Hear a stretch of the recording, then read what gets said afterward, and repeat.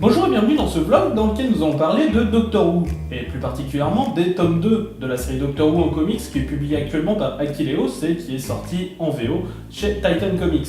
Nous allons donc voir aujourd'hui les tomes 2 du 10e, 11e et 12e Docteur. Chaque tome vaut l'équivalent en fait de 5 numéros en VO, et aussi donc chaque tome est à peu près l'équivalent des 5 premiers numéros qui avaient été édités par Achilleos et qui ont ensuite été réimprimés donc chacun en un tome 1. Commençons donc par celui du 10e Docteur, les Anges Pleureurs de Mons. Dans ce tome, nous retrouvons une histoire en 4 numéros et un one-shot qui est nommé Echo. Et ce tome est tout bonnement excellent. Vraiment. Commençons directement par le gros morceau, la saga en 4 numéros, les Anges Pleureurs de Mons. Alors Mons est une petite ville de Belgique, et oui, ça se passe pendant la Première Guerre mondiale. Et boy, c'est trop bien. Pour moi, il s'agit pour l'instant en fait d'une des meilleures histoires sur les Anges Pleureurs, tous médias confondus. Déjà, pour commencer, qu'est-ce que c'est que les Anges Pleureurs? Ce sont des créatures d'un autre monde.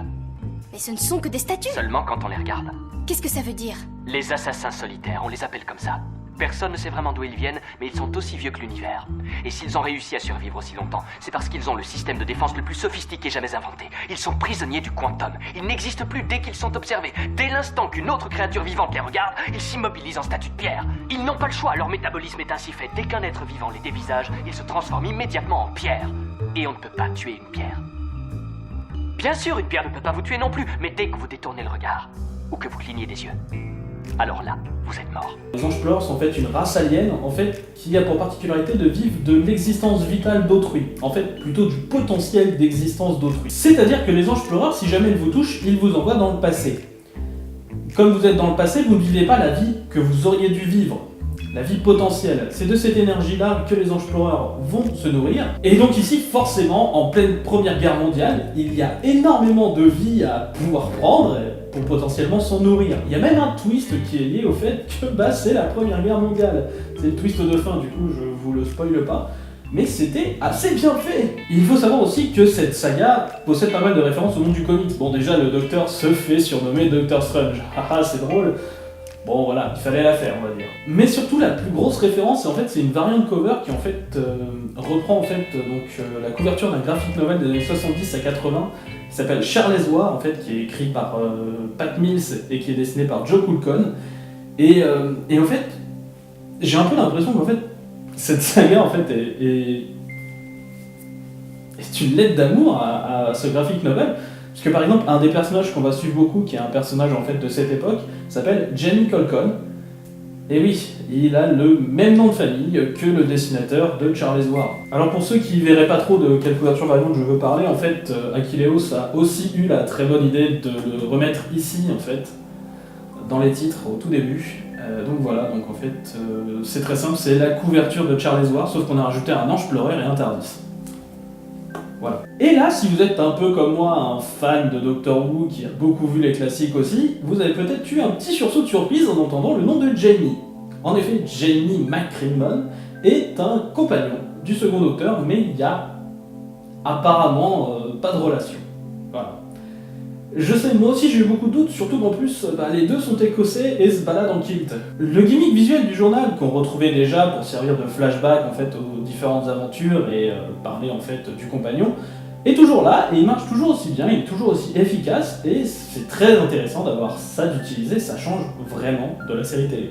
De toute façon, tout le contexte change, je suis pas sûr que la série télé aurait pu se permettre un tel épisode.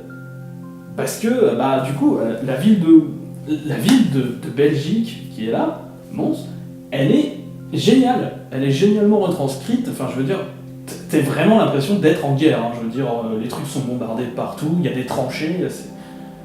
Voilà, c'est génial. Et bien sûr, vous le savez, moi je suis un gros fan de Doctor Who, alors s'il y a un truc que je m'amuse, c'est à repérer les petites références qu'on a un peu partout. Alors bien sûr, on a des références à l'épisode Blink, de la 3e saison de la nouvelle série, puisque c'est un peu dans cet épisode que les Anges Pleureurs sont apparus.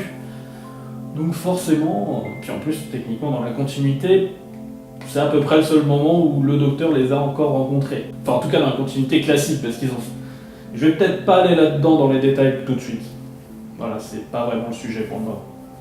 J'y reviendrai peut-être un jour. Mais on a aussi des références un peu plus pointues. Par exemple, à un moment, en fait, le docteur, au début du comic, s'est assommé. Quand il se réveille, il cite les paroles d'une chanson. Cette chanson est War, Dead Wind Star, et ce n'est pas la première fois que cette chanson est évoquée dans un comics où figure le 10e Docteur, puisque c'était aussi le cas dans Doctor Who Magazine, en fait, dans un comic strip qui s'appelle The Warkeeper Crone. C'est une bonne saga. Et en plus, il y avait le Brigadier. Et c'était la première fois qu'on voyait le Brigadier avec quelqu'un de la nouvelle série, et c'était quelque chose de très très bon parce que alors pour ceux qui savent pas, en fait, le Brigadier, c'est pratiquement un personnage qui a connu tous les docteurs, voilà, c'est quelque chose de fort, le Brigadier. Voilà. Il y a beaucoup de compagnons en fait qui ont connu qu'un ou deux docteurs. Le Brigadier, il les a pratiquement tous connus, et on n'a malheureusement pas pu le revoir en fait dans la nouvelle série, puisqu'en fait l'acteur qui le jouait est mort. Donc il va falloir se contenter de ces apparitions-là.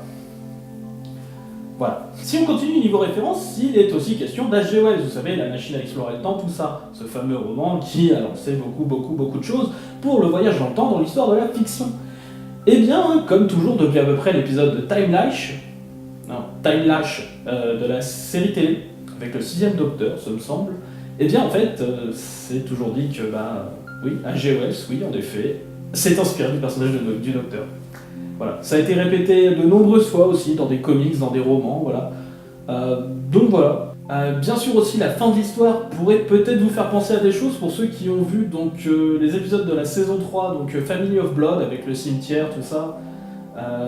C'est vrai que ça prend beaucoup cet aspect-là. Et d'ailleurs, petite chose amusante, vous noterez que quand le Docteur est en deuil, ils lui ont mis des Converse noires, c'est-à-dire qu'en fait le Docteur, cette incarnation du Docteur est connue pour porter des Converse. D'habitude elles sont bleues ou rouges, mais là comme il est en deuil, ils lui ont mis des noirs. J'avais trouvé l'idée assez intéressante. Mais je pense quand même que si on va au fond des choses, la plus grande inspiration donc en fait de cette saga, c'est une série anglaise, enfin la 4e saison d'une série anglaise qui s'appelle Blackadder. C'est aussi la dernière saison de Blackadder. Voilà, alors Blackadder, c'est une histoire où déjà on voit Rowan Atkinson, alors vous le connaissez sans doute sous le nom de Mr. Bean, et aussi Hugh Laurie, que vous connaissez sans doute sous le nom de Dr House. Et en fait, donc, voilà, il y a d'autres acteurs, mais on va dire que c'est les principaux, quoi, ceux qui vont vous donner envie d'aller voir la série, on va dire.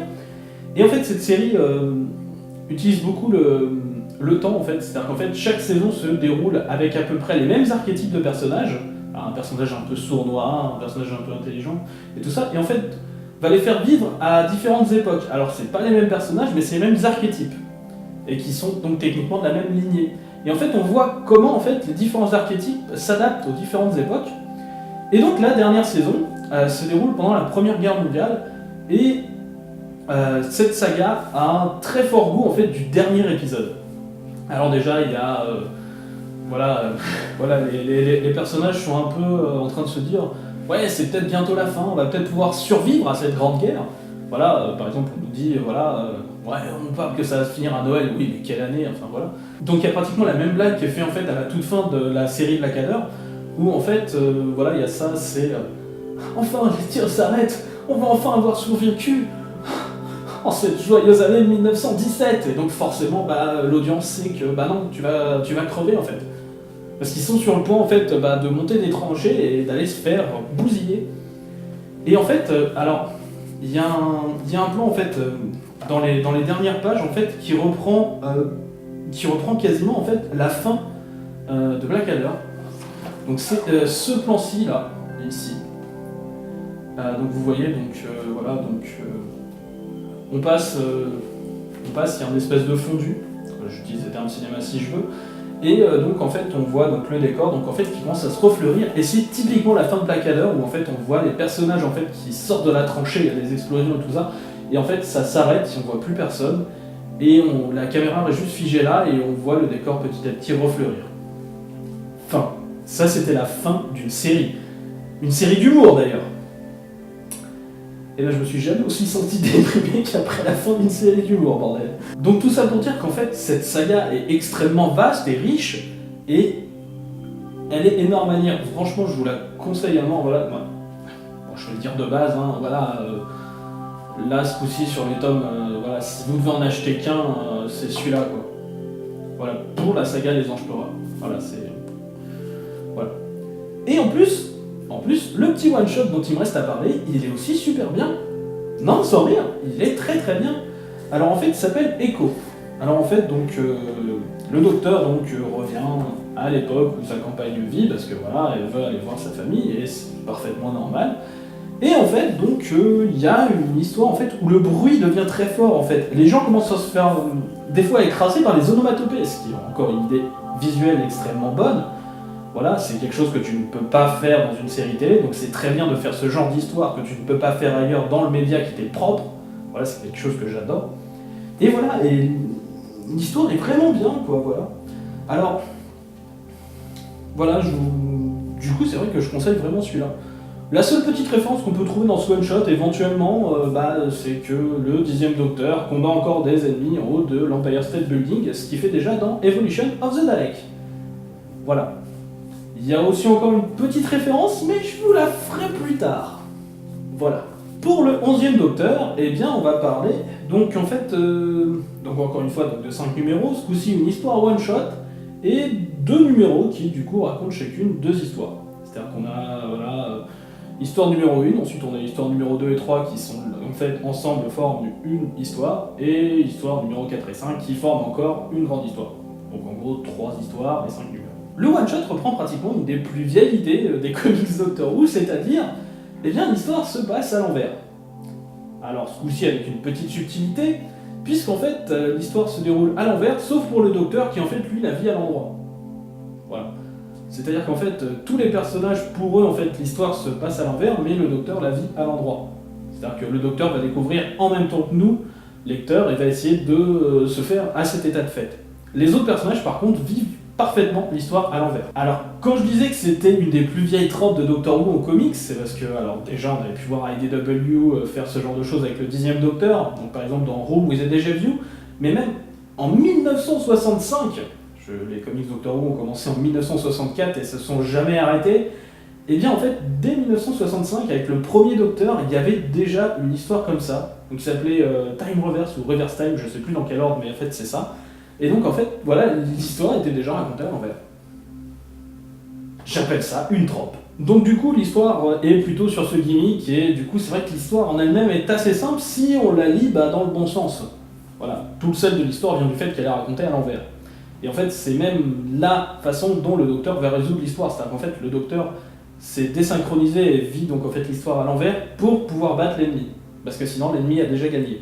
Voilà. Donc l'ennemi, c'est un Naimon.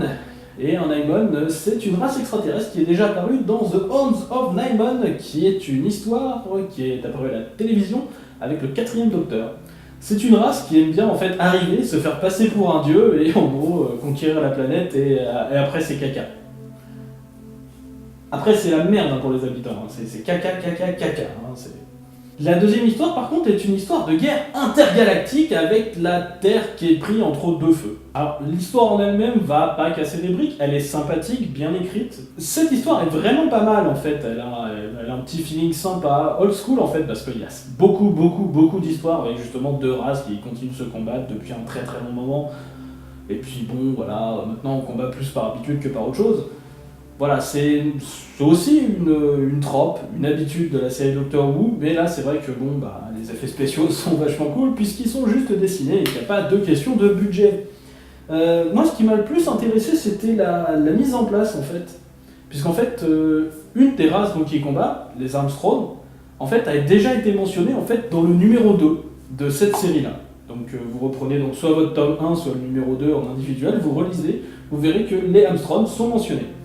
C'est ici leur première apparence, mais ils sont déjà mentionnés. C'est-à-dire que, vraiment, alors, là c'est quelque chose qui est vraiment typique du 11e Docteur, mais du coup, il y a énormément donc, dans cette série de choses qui sont mises en place avant leur propre arrivée, et voilà, c'est une utilisation du temps qui est très très bonne.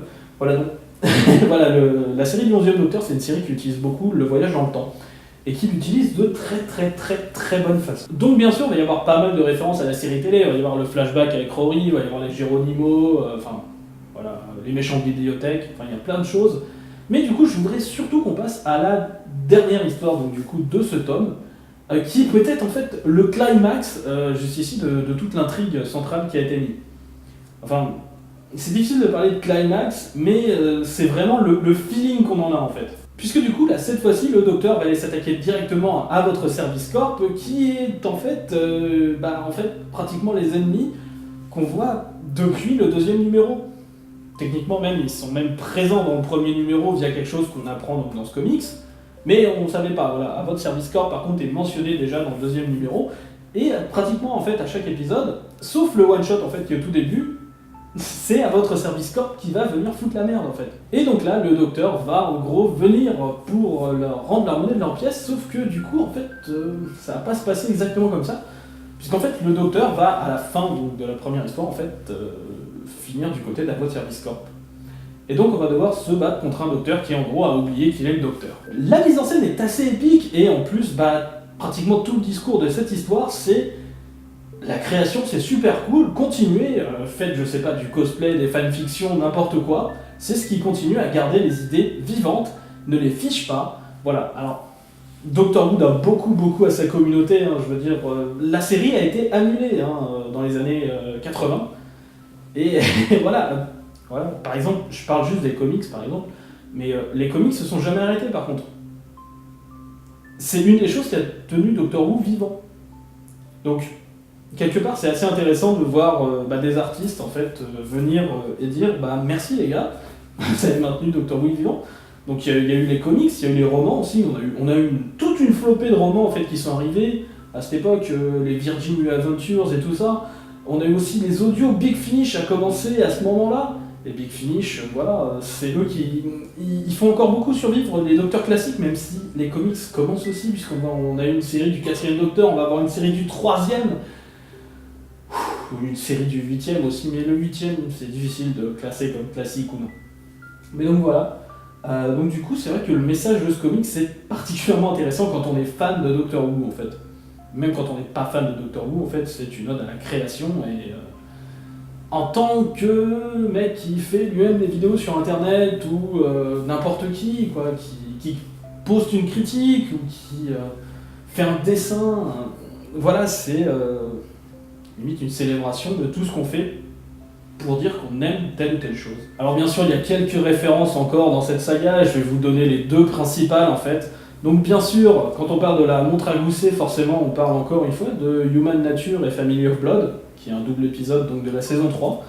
Je reviens beaucoup sur la saison 3, je trouve, dans cette vidéo, où en fait c'est avec ces montres-là qu'en fait un seigneur du temps, donc un des aliens de la race du Docteur, peut se camoufler en tant qu'humain et ne pas être reconnu qu'en tant que seigneur du temps.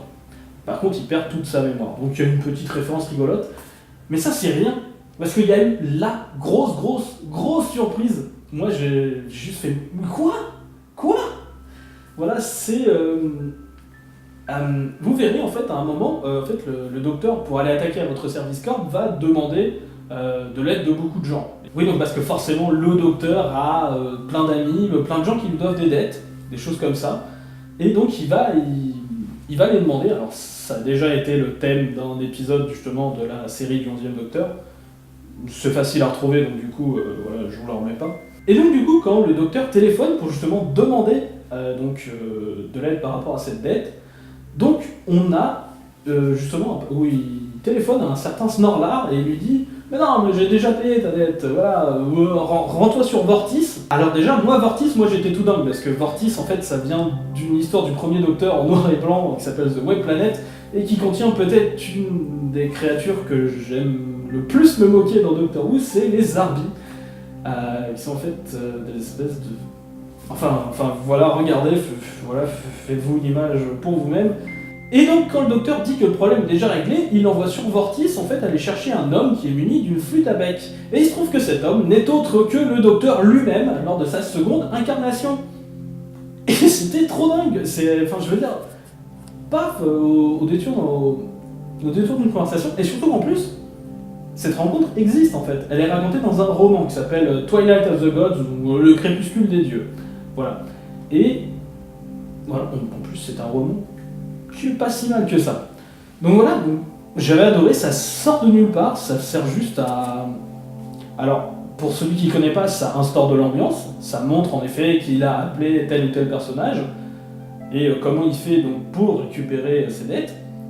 Et d'un autre côté, quand tu connais, mais t'es là, mais tu fais ouais. Donc voilà, donc un tome très bon aussi. On va donc passer maintenant au tome du 12e Docteur. Ce tome a lui aussi donc 5 numéros, donc on a aussi donc, une histoire donc, qui s'appelle Fracture, donc qui va être en 3 numéros, et une histoire qui s'appelle Gangland en 2 numéros, et aussi un tout petit numéro de quelques pages, en fait qui s'appelle le corps électrique, je crois que c'est The Body Electric, je crois, qui est en fait une histoire qui a été publiée dans le Free Comic Book Day de 2015. Et la seule question que je me pose, c'est pourquoi les autres histoires du Free Comic Book Day avec le 10e et le 11e Docteur n'ont pas été publiées dans les autres tomes. Voilà, c'est juste la question que je me pose par rapport à ça. Mais attaquons directement l'histoire. L'histoire Fracture, je vais pas mentir, je l'ai trouvé un peu bof. Ouais. Alors en fait, donc l'histoire, c'est que c'est un homme qui vient d'une dimension parallèle, voilà, et que donc du coup, lui, il a perdu sa famille, et que dans cette dimension, bah, la famille a perdu en fait cet homme. Et bah voilà, cet homme va se faire connaître de sa fille va l'adopter, il faut pas en parler à la maman parce que la maman elle va avoir plus de mal, tout ça. Et surtout, il va y avoir donc des créatures, donc on va appeler les fractures en fait, qui elles vont du coup essayer de gommer en fait donc ce problème qui se passe entre les dimensions, et de faire ça donc en détruisant les deux dimensions. Comme ça, il n'y a plus de problème. C'est une histoire qui se déroule à notre époque. T'as pas le côté de dépaysement, en fait, t'as vraiment l'impression de voir ce qui pourrait être en fait un épisode de la série télé, mais pas un excellent épisode de la série télé, quoi. Un épisode de la série télé qui rentre parfaitement dans le canon de Doctor Who, il n'y a aucun problème. Mais c'est pas l'épisode que tu vas aimer revoir et revoir. C'est pas un épisode qui va te marquer à tout jamais, en fait, c'est un épisode qui rentre parfaitement dans les codes, en fait, c'est un épisode de plus. Pas un épisode qui va tout changer, pas un épisode qui va être grand, c'est un épisode, tu le regardes, tu fais ouais, j'ai vu du Doctor Who. Alors moi, comme j'arrête pas de le dire en fait, du coup je pense qu'on peut utiliser en fait le médium du comics pour dire justement des histoires différentes et que c'est ça tout l'intérêt en fait. Donc du coup c'est vrai que je suis un peu déçu sur ce point. Bon, il y a quand même quelques petites choses marrantes, donc par exemple en fait, à un moment dans cette histoire en fait, le docteur donne un canon sonique en fait à l'un des personnages, et en fait ce canon sonique vient en fait du one-shot Echo, qui est dans le tome du 10e Docteur, dont je vous ai parlé. Vous savez, je vous avais dit que j'avais encore une petite chose à vous dire par rapport à la continuité. Et bien en fait, voilà, ce canon vient de cette histoire-là, et le 12e Docteur là, puisque le 12e Docteur, c'est le même. Et il y a quand même des petites attentions sympas, hein. C'est pas quelque chose de mauvais, hein, cet épisode. Enfin, c'est 3 numéros. Voilà, mais c'est vrai que ça laisse un goût de... Ça aurait pu être mieux quand même. Il y a aussi forcément d'autres références à la série télé, comme par exemple on voit les lunettes 3D, mais enfin voilà, c'est des petites références, c'est pas quelque chose qui va en fait améliorer le contenu de l'œuvre. Si jamais j'ai tendance à parler beaucoup des références dans les autres livres, c'est parce qu'en fait les histoires m'ont beaucoup plu, et que je veux vous laisser donc le plaisir de les découvrir. Et voilà, mais du coup, voilà, les références sont un truc en plus. Là, du coup, les références sont pas un truc en plus, en fait. Donc, du coup, j'ai même pas pris plaisir à les relever, c'est vous dire. Voilà. Après, voilà, c'est un épisode de bof. Voilà. Il est pas nul. Il est bien. Voilà. Il est bien. Et c'est un peu triste quand t'as pas grand chose d'autre à dire que il est bien. Gangland, de son côté, la deuxième histoire, est vachement mieux. Alors déjà, tout le contexte, c'est les années 60. Eh ben, mine de rien, je trouve que ça passe vachement mieux quand on n'est pas à notre époque, Doctor Who. Voilà, c'est une petite chose, moi, qui m'interpelle beaucoup. J'aime beaucoup quand Doctor Who, les histoires ne se déroulent pas à notre époque. Et là, c'est le cas, et c'est très très bien. Donc ça se passe dans les années 60, alors on a des personnages, en fait, qui n'existent pas en vrai, hein. Voilà, le Wolfpack n'existe pas. Par contre, il existe chez nous, hein, dans notre monde. The Rat Pack. C'est un gros truc de jazz et tout ça. Voilà, je les aime beaucoup. N'hésitez pas à écouter parce que très franchement, ça envoie toujours. Moi, j'aime bien le jazz aussi. Voilà, c'est pas un style de musique qui me déplaît. J'étais à fond. Je connais pas très bien les personnalités des membres du groupe. Par contre, Donc voilà, les personnalités sont assez souvent utilisées, mais je connais bien leur musique, et du coup, c'est vrai qu'en fait, moi j'avais la musique en l'écoutant, donc peut-être que ça peut aider, peut-être, je ne sais pas. Aussi, les enjeux sont beaucoup plus forts, on commence avec un flashback avec Rassilon. Alors Rassilon, c'est techniquement, c'est un des mecs qui a rendu possible le voyage dans le temps, qui a pratiquement permis au Seigneur du Temps de s'affranchir de la mort, enfin voilà, c'est du big deal. Voilà, et puis maintenant c'est devenu un peu un méchant, c'est vrai. Voilà, c'était pas forcément un méchant avant, ça le devient de plus en plus depuis qu'on a introduit la guerre du temps. En fait, c'est devenu vraiment un méchant, Rassilon. Et donc voilà, donc on a des enjeux beaucoup plus forts. Il y a aussi la présence donc d'un pistolet du temps, en fait, que quand tu tires dessus, en fait, la personne donc, qui se fait toucher par le projectile, en fait, toute sa timeline est effacée, il n'a jamais existé, donc tous les événements auxquels il a touché disparaissent. Donc vous imaginez ce qui se passerait si le docteur disparaît, ça veut dire que des tonnes de monde sont perdus, puisque le docteur a sauvé tous ces gens.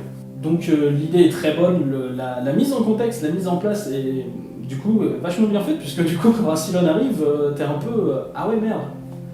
C'est un peu comme quand il y a Doctor Doom ou Galactus dans une histoire Marvel, tu vois, c'est une grosse figure, et de suite tu dis ah ouais, c'est plus sérieux. Là il va y avoir des enjeux. Voilà, c'est une petite astuce scénaristique et qui du coup m'a fait ressentir beaucoup plus les enjeux que dans l'histoire précédente. Donc du coup oui, Gangland est une histoire beaucoup plus intéressante, il y a des aliens dans les années 60, il y a un petit côté aussi un peu délirant, un peu, je trouve un peu à la Mars Attack. Alors du coup Mars Attack se déroule pas du tout dans les années 60, mais au niveau du ton j'ai trouvé qu'il y avait un petit quelque chose. Voilà, alors donc il y a aussi l'histoire du Free Comic Book Day, le corps électrique. Donc c'est une histoire qui se concentre principalement sur le personnage du compagnon de Clara Oswald. Et voilà, c'est sympathique et c'est gentil de l'avoir mis, vraiment. Voilà, ça apporte pas grand chose, hein. C'est vraiment un petit truc sur le personnage de Clara, un petit tour dans sa tête, histoire qu'on voit comment elle pense. Mais du coup c'est vrai que j'aurais préféré avoir aussi les épisodes des deux autres. Voilà. Donc pour faire un petit bilan en fait, de ces tomes 2 que nous propose Achilleos, et bien en fait, oui, forcément, je peux que recommander d'acheter, si vous devez en acheter qu'un, c'est celui-là. Voilà, c'est Les Anges Pleureurs de Mons, et c'est trop bien, voilà, c'est le tome du 10e Docteur, forcément, je vous ai déjà dit pourquoi. Pour tout vous dire, en fait, jusqu'ici, la saga de comics publiée en France que je préférais était Les Oubliés, qui avait été publiée par French Eyes. Voilà, donc qui en fait revenait sur les 10 premières incarnations du Docteur. Et je la mets à égalité. Pour moi, elle n'a pas renversé, mais je la mets carrément à égalité avec ce qui était jusque-là mon préféré publié en français. Voilà, c'est pour vous dire que oui, j'en suis très content de celui-là. Voilà, je l'ai vraiment, vraiment, vraiment apprécié, et je ne saurais que trop vous le recommander. Ensuite, le 11e Docteur, c'est ça a tout pour faire une fin d'arc. Voilà. Ce sera pas forcément le cas parce que voyage dans le temps, tout ça. Voilà. Il y a moyen qu'on revienne dessus parce que je vous explique. En VO, là ce que vous avez représente en gros le milieu de l'année 1. C'est-à-dire qu'en VO, il reste encore l'équivalent d'un 3e tome pour finir ce que l'on appelle en gros saison 1 ou année 1. Voilà, et donc du coup, étant donné que pratiquement tout a été centré sur votre service corp, je pense pas que ce soit la fin. Mais en tout cas, ça a tous les ingrédients pour une fin d'arc, et c'était excellent. Voilà. Donc je vous le conseille aussi. Moins que celui du 10e Docteur, mais c'est vraiment parce que le 10e Docteur, c'est quelque chose là qui a été fait, qui était vraiment, vraiment bien. Voilà. Donc, à votre service corp... à votre service du coup, le 11e Docteur, je conseille aussi. Le 12e Docteur. Un docteur que j'aime beaucoup, soyons francs, c'est un docteur que j'aime beaucoup. Mais là c'est vrai qu'en fait c'était un peu trop classique, on va dire, pour des comics Doctor Who, c'était beaucoup trop classique, j'ai trouvé. J'aime bien Gangland. L'histoire du Free Comic Book Day est sympathique, mais bon, c'est quelques pages. Par contre, l'arc en 3 numéros, Fracture, m'a pas franchement emballé. Voilà, je le dis. Voilà. Ça veut pas dire qu'il est mauvais. Voilà, ça veut pas dire que ce tome est mauvais, puisque j'aime beaucoup Gangland. Voilà, c'est une histoire que j'ai beaucoup appréciée, mais elle est venue après Fracture, quoi. Et Fracture, comme j'ai dit, c'est bof. C'est pas du tout au niveau, je trouve, de ce qu'a offert la série jusqu'à maintenant en comics chez Titan. Et voilà, je connais aussi donc d'autres séries en comics qui vont venir plus tard, que j'ai déjà lu en VO, comme par exemple celle du 9ème Docteur, par exemple. J'ai pas pu m'en empêcher sur le 9ème Docteur de la lire en VO. Et voilà. Et très franchement, voilà, pour moi c'est un épisode de milieu de saison Doctor Who. C'est là où on met les épisodes un peu bof, en fait. Voilà. Et je trouve ça dommage, vraiment dommage d'avoir un épisode comme ça. Voilà. Justement, pour moi, l'attrait du comic book, c'était justement d'éviter justement ces épisodes un peu bof qu'on a des fois dans les saisons. Par exemple, je vous parlais d'Evolution of the Dalek de la saison 3, voilà, qui est pour moi un épisode parfaitement bof. Voilà, par exemple. Et c'est vrai que voilà, c'est la première fois que j'ai vraiment un épisode bof qui est beaucoup trop série télé et pas du tout assez inventif pour être vraiment prenant et tout ça. Et du coup, je trouve ça vraiment dommage. Voilà. Donc du coup, si vous prenez les trois, prenez les trois. Si jamais vous devez faire un choix, je vous déconseille celui du 2ème Docteur si vous devez faire un choix entre les trois. Voilà, c'est celui que je conseille le moins. Voilà. Et bien voilà. Alors à côté, moi je continue donc à travailler sur un projet en fait qui ferait en sorte une chronologie en fait de toute l'histoire de Doctor Who en comics. Pourquoi est-ce que je veux faire ça ? Alors c'est très simple, Doctor Who en comics c'est hyper important. La série de comics a commencé en 1964. Je rappelle que la série a commencé en 1963. C'est-à-dire que la série de comics a commencé à peine un an après donc l'invention du show. La série de comics ne s'est jamais arrêtée. Jamais. Voilà. Il y a toujours eu des comics, que ce soit dans TV Comics, que ce soit dans Action Comics, que ce soit dans Doctor Who Magazine, il y a toujours eu des comic strips. Les comic strips, même pendant un moment, c'était le seul endroit où ont survécu des docteurs. Voilà, on a eu d'autres choses, comme les romans ou comme les audios, mais c'était des choses un peu événementielles, il fallait attendre la sortie.